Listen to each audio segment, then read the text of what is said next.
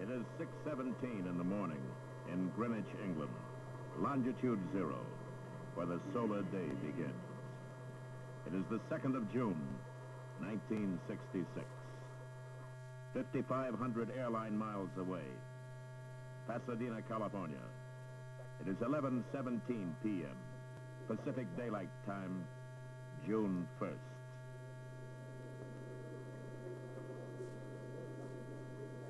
This is Surveyor operations.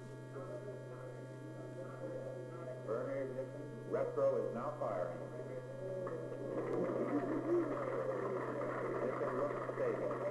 Stable ignition. We are now at 5,148 miles an hour. Down to 116,000 feet, 4590.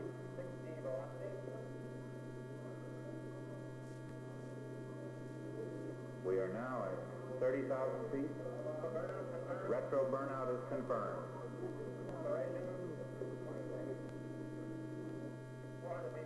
400 feet per second. 12,000 feet.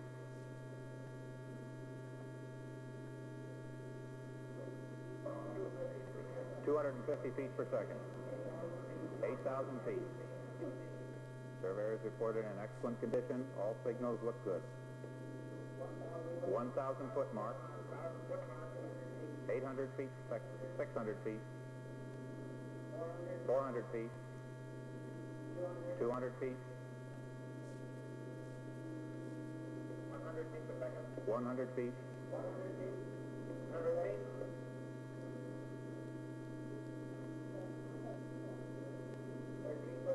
13 feet per second speed.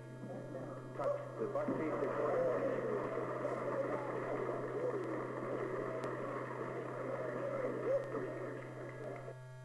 At this moment in time, the United States spacecraft Surveyor 1 made a perfect three-point soft landing on the moon.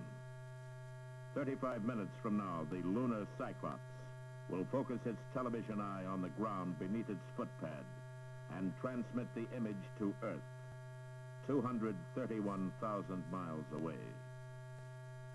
8 days ago, Surveyor 1 was fit and ready, but still a captive of Earth's gravity. At 1 a.m. Eastern Standard Time on the 26th of May, Surveyor 1 entered its protective housing. It will not be seen again until it sends a picture of itself from the moon.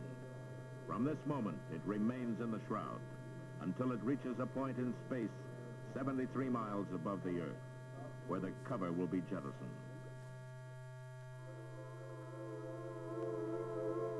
To keep Surveyor continuously in sight, trackers operate on a relay system that stretches 24,000 miles around the Earth. This is a point in California's Mojave Desert. The 49ers called it Goldstone, and the name stuck. As the Earth rotates, Goldstone nears the end of its path beneath the cruising spacecraft, and it comes into view at a similar station 7,500 miles southwest, at Tidbinbilla, Australia. Beyond Tidbinbilla, 6,900 miles west, the third major station in the Deep Space Network, near Johannesburg, South Africa. A backup station for Johannesburg is located 5,300 miles to the north-northwest, near Madrid, Spain. From here, Goldstone, California lies 6,000 miles to the west. From Johannesburg to Goldstone is 10,200 miles. Memorial Day, 30 May 1966. At Complex 36A, the Atlas rocket has passed its final checkout. The Centaur upper stage is go. The shrouded Surveyor 1 is ready. Tracking and telemetry antennas at 15 stations around the Earth swing into their contact positions. Newsmen and television crews are standing by at key posts, ready to broadcast the results of Mission A, good or bad, to the waiting world. The control post is 2,300 airline miles west of the launch point, at the Jet Propulsion Laboratory in Pasadena, California. Here, scientists, engineers, and technicians stand by to assume command of the spacecraft after launch. Nearby, Von Karman Auditorium is reserved for members of the press. Even though the climax of Mission A is days away, a few have braved the early hour to be on hand from the start.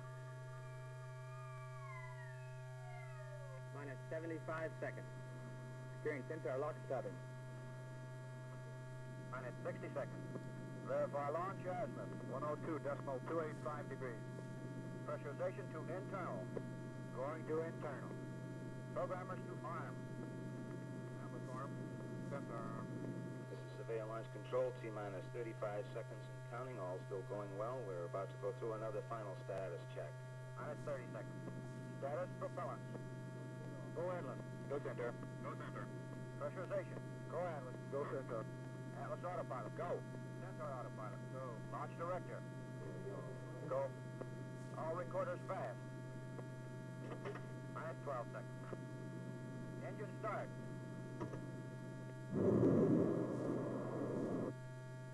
Minus 5, 4, 3, 2, 1, we have ignition. We have liftoff. Liftoff at 41 minutes past the hour.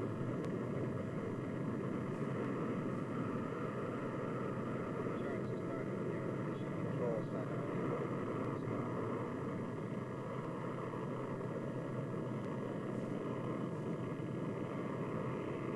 The roll program is in and the pitch program is in as we switch to a flight azimuth of 102 degrees. Our charts are right on normal here during the early phases of the flight.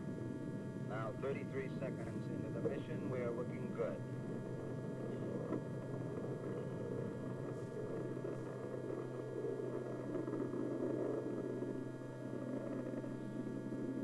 Surveyor Launch Control, 50 seconds into the flight. All systems still looking good during this early phase of the powered flight.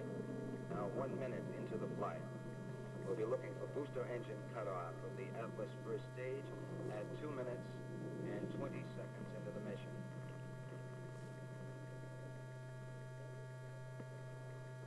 Surveyor Launch Control, now 2 minutes into the mission. All systems are still go at this time. Our tracking charge here in the control center very, very close to nominal at this point. The first critical event is staging of the Atlas booster section at T plus 142 seconds.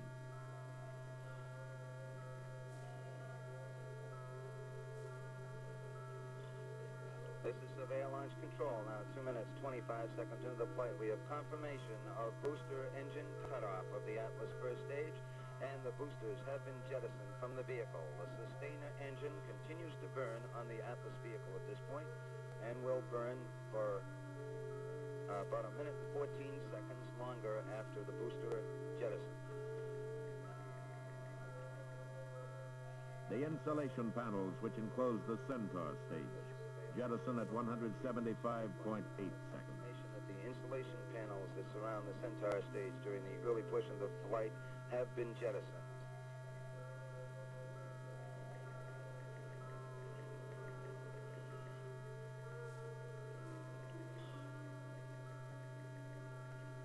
"27 seconds later. This is Surveyor Launch Control. We now have confirmation that that 2,000-pound nose bearing that protects the Surveyor spacecraft has been jettisoned. It appears to be normal. The time appears to be normal of the jettisoning of the nose bearing. At 239.4 seconds, the Atlas burned out, and the hydrogen-fueled Centaur separated cleanly. This is Surveyor operations. We're now launched plus 9 minutes and 8, 9, 10 seconds. Everything still looks good. Centaur still burning. GBI data is still coming in and is being used. This is Surveyor operations. The ship Arnold, the uprange tracking ship, is in track and is tracking the spacecraft at present. There is a voice report in from Antigua that they have observed the cutoff of the Centaur engine. Centaur's main engine burned for 7 minutes and 18 seconds, and then shut down when the vehicle reached injection velocity. Surveyor separated from its mounting 68 seconds later. This is Surveyor operations. Ascension Island reports that they saw the initiation of Centaur retro. The Surveyor separated from the Centaur. The Omni antenna is transmitting.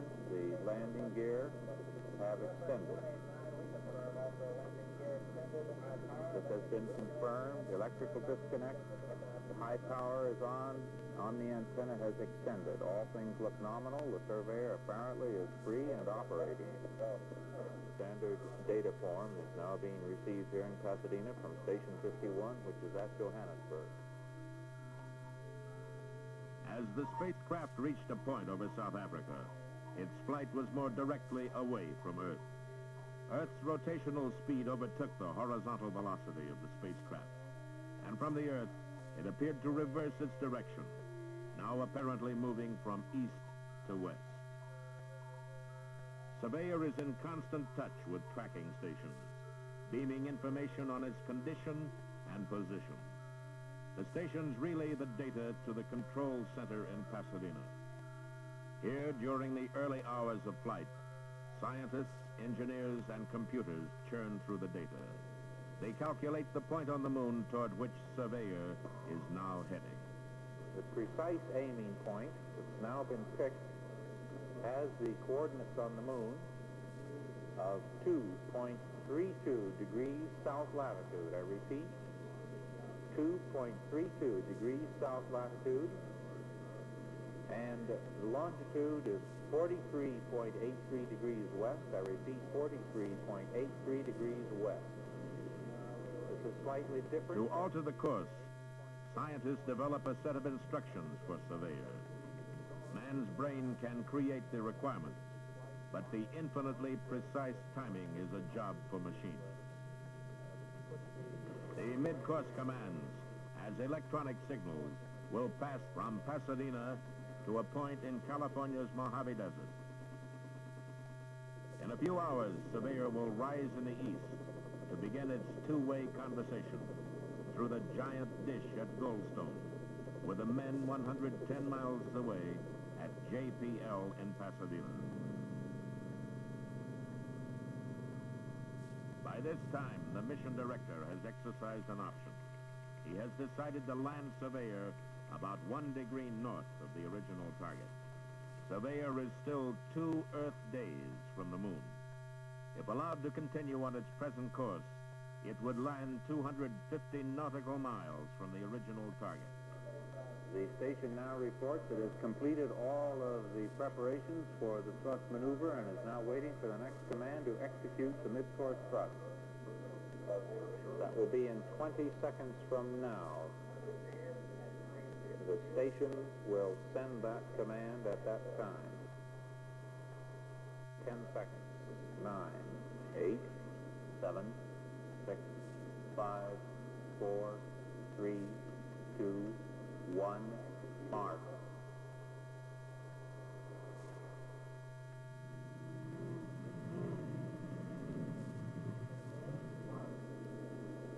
Telemetry confirms. Ignition is confirmed by telemetry. We're now in the thrust phase of the mid-course maneuver. We notice a change in Doppler in accordance with what's expected. Very clear signal. Shut-off has been commanded. An engine shut-off has occurred. The maneuver is complete. From Von Karman Auditorium, instant news flashes around the world. Intimate intimate details of Surveyor's progress flow continuously to television, radio, and other news media.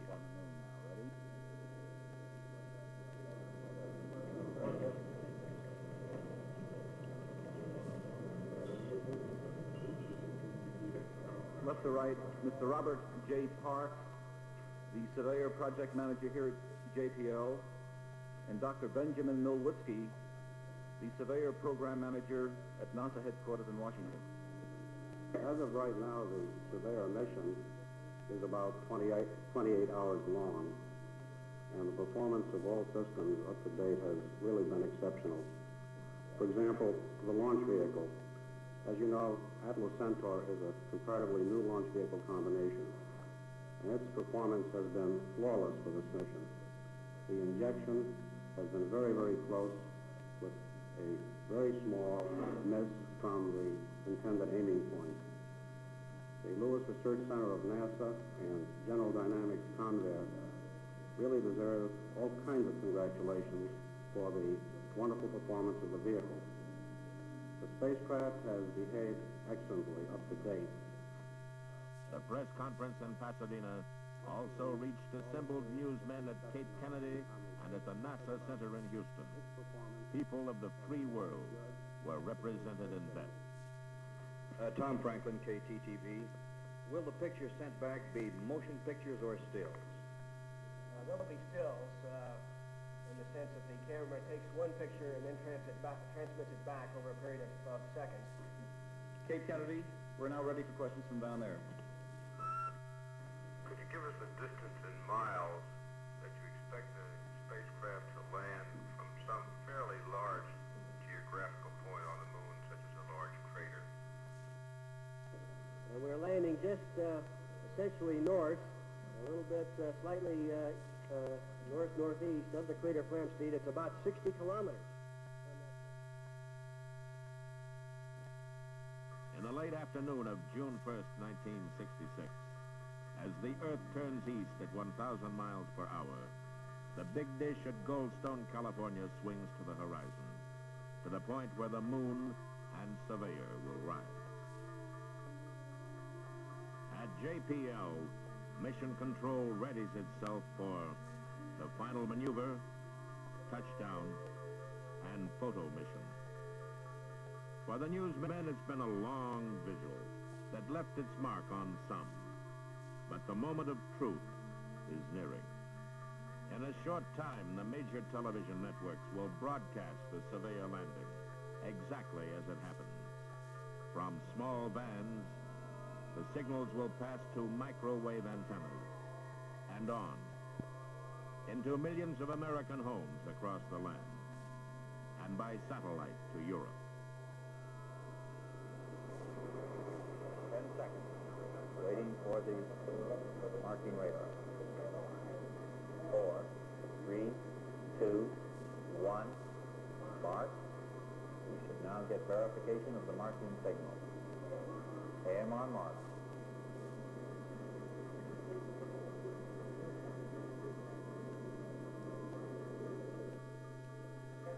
10,000 feet. All signals are normal. 250 feet per second. 8,000 feet. 200 feet per second. 1,000 foot mark. 800 feet per second. 600 feet. 400 feet. 200 feet. 13 feet per second speed. Touch to bus speed recorded. At this moment in time, the United States spacecraft Surveyor 1 made a perfect three-point soft landing on the moon. Its location is 43.3 degrees west longitude and 2.46 degrees south latitude. Signal strength is reported at minus 125.5 dBm. We'll now await further indication on the condition of the Surveyor.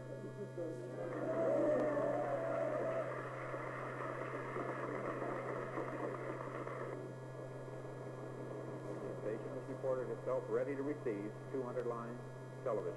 Roger, 1 second interval, mark. What time is that? 7:11, we're in the green for command. From the keyboard, enter and execute 3 times at 4-second intervals, 1100. Execute 1100 3 times at 4-second intervals, mark.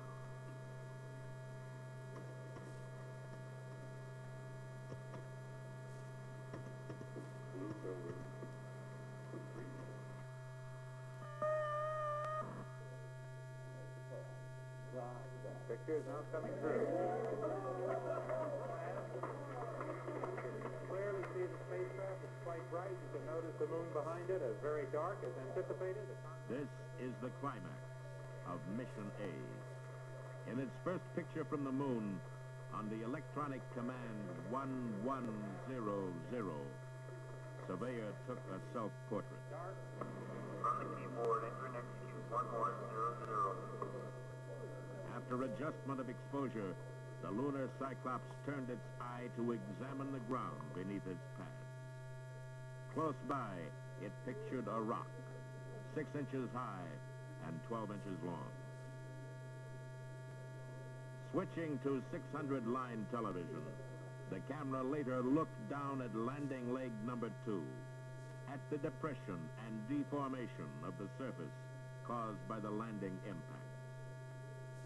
Moving up toward the horizon, the camera discovered some small rocks scattered about a small crater. From the keyboard, enter and execute 1100. Execute 1100, mark. This picture of the moon's horizon is tilted, showing the angle at which the camera sits. The bright circles are reflections from the sun, which is just out of view. 1100, mark. A composite of 2 narrow-angle pictures shows the crest of a small mountain range about 12 miles away. The bottom part of the mountain is below the horizon, which is less than a mile away. This small mountain is part of the rim of an ancient, nearly buried crater, which is over 60 miles in diameter. Surveyor 1 landed inside the rim. I think the general thing that we see from these pictures so far is that the surface around our landing point is generally level. There are a number of objects in the photograph which certainly appear to be rocks and boulders,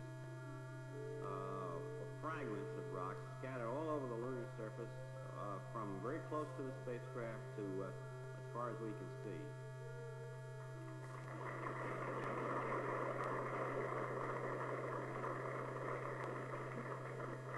As a result of this very fine flight, and I must add, I don't expect to see anything like this again happen in my lifetime. It puts us ahead, I feel, approximately 1 year with regard to the current Surveyor program. Mr. Parks, can we hope to see man's first view of the Earth from the moon, and if so, when? Well, I got some bad news. These 3 maneuvers I indicated earlier that were required because of the antenna problem, which incidentally put us in a very good position lighting-wise for taking all these pictures you've seen, also put us in a position where we cannot raise the camera high enough to look at the Earth. Last question. Is there any indication that the vernier engine exhaust impinged on the moon or affected the surface in any way? You haven't seen anything in the pictures. No, we haven't looked specifically for that. We didn't notice anything. That's the only way we'd get any indication on it. They were cut off, as you know, at an altitude where we were trying to avoid any disturbance in the surface of any significant degree. Thank you very much, gentlemen.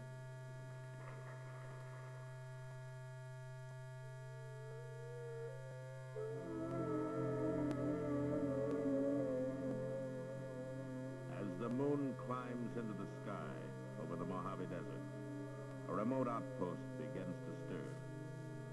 Surveyor, who landed 2 Earth days after the lunar dawn, with 12 Earth days of sunlight in which to do its work. Soon the moon's shadow will envelop it, and temperatures will drop to 260 degrees below 0 Fahrenheit. From the keyboard, enter and execute 3 times at 4-second intervals, 1100. Execute 1100 3 times, 4-second intervals, 1.